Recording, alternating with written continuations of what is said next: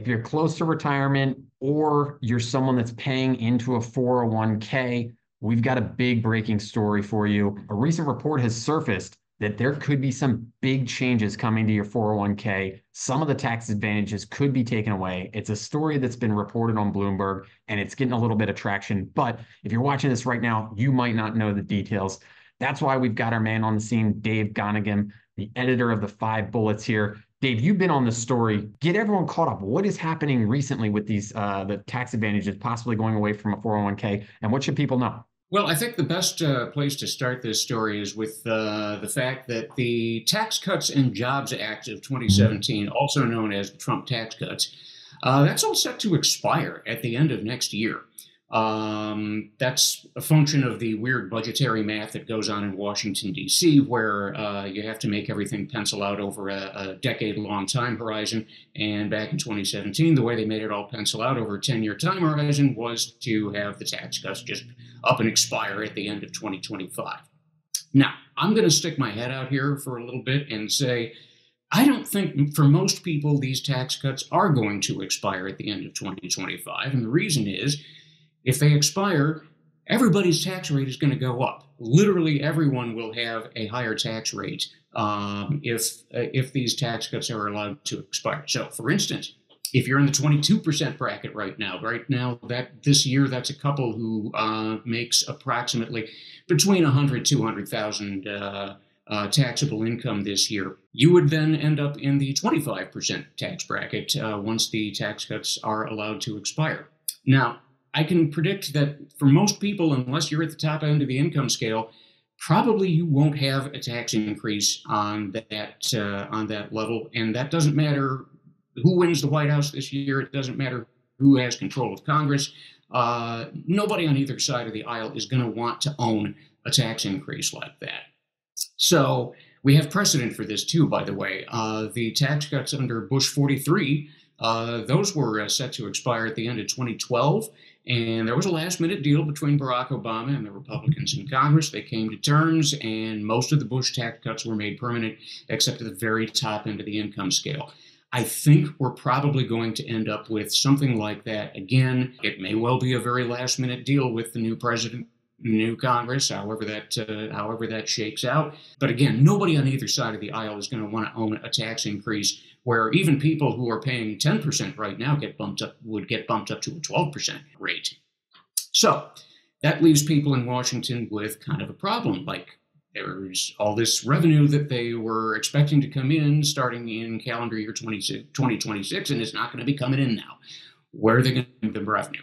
And that is, I think, the reason why we are starting to see these proposals coming in for, let's wipe out the tax advantages of a 401k.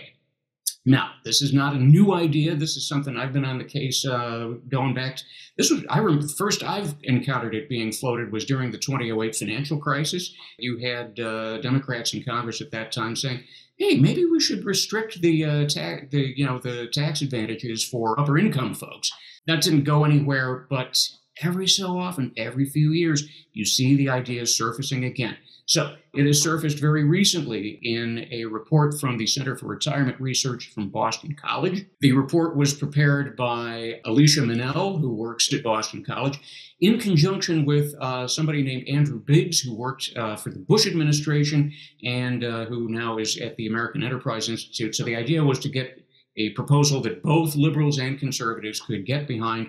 And the details are extremely fuzzy, but the gist of it is that yes, the tax benefits that millions and millions of Americans enjoy with a 401k should be pretty well done away with, because Uncle Sam needs more revenue, whether it's to shore up Social Security or for any other purpose.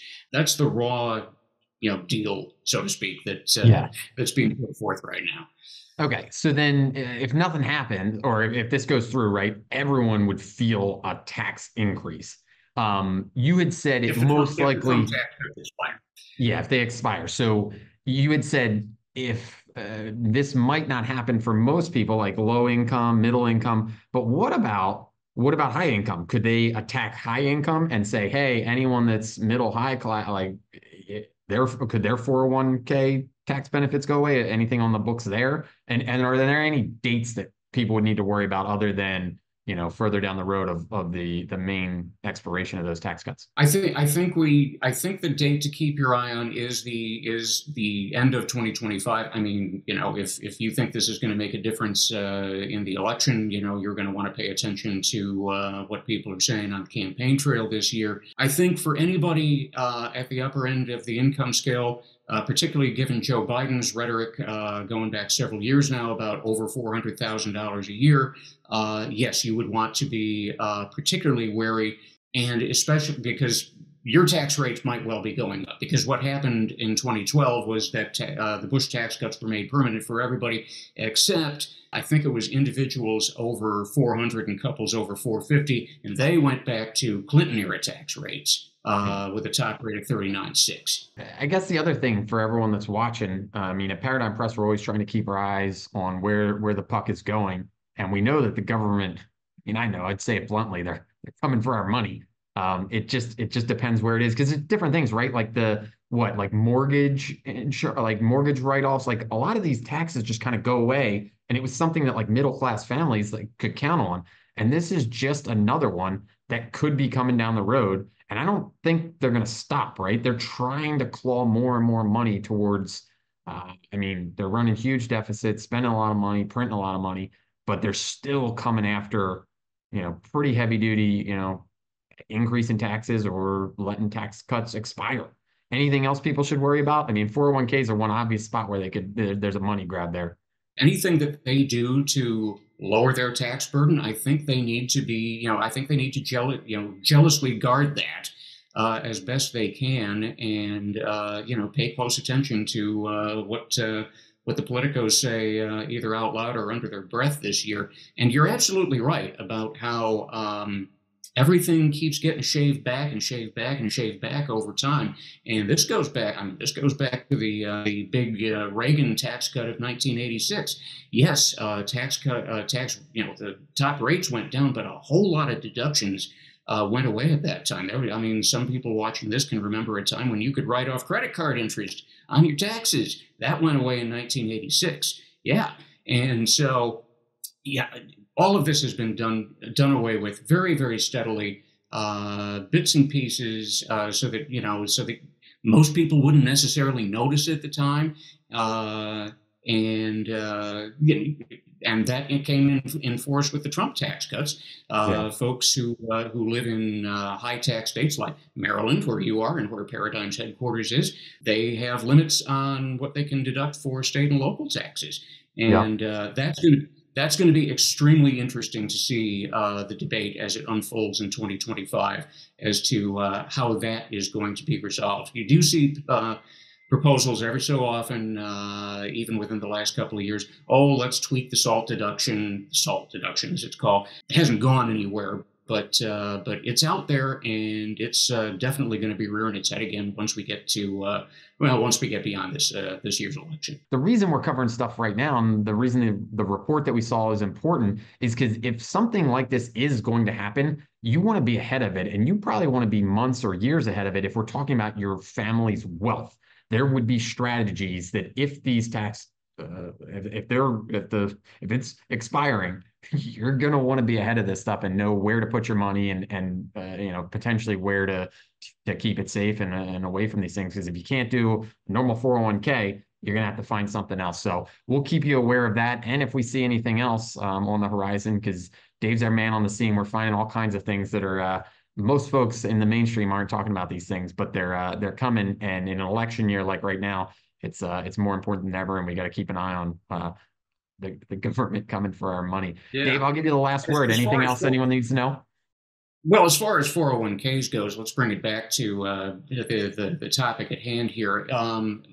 Particularly for people at the top end of the income scale, they are going to be facing higher taxes. And what a lot of financial planners are doing now is they're getting people into Roth conversions. They're taking people's 401k balances, they're moving it slowly, very incrementally, very carefully into Roth 401ks or Roth IRAs. where you pay the taxes up front, but then all of your gains you can take out tax free. Don't try this alone. Get professional Yeah. help for something like this if this is something that you think you need to do, because that's not really our expertise at I will Paradigm say, Press. Dave, I didn't know where we were going to go with this conversation. Now, I will say, one, I'm not an expert, but I will say I have done that personally. And when you get to the tax guy at the end of the year, he's like, "Did you mean to do this?" And I was like, "Yeah, I meant to do it." Now, what I did, and again, I can look back in retrospect and it was a good idea. But what I did is I did the conversion in August of 2022 because my 401k had a pretty decent drawdown because 2022 was a rough year for stocks.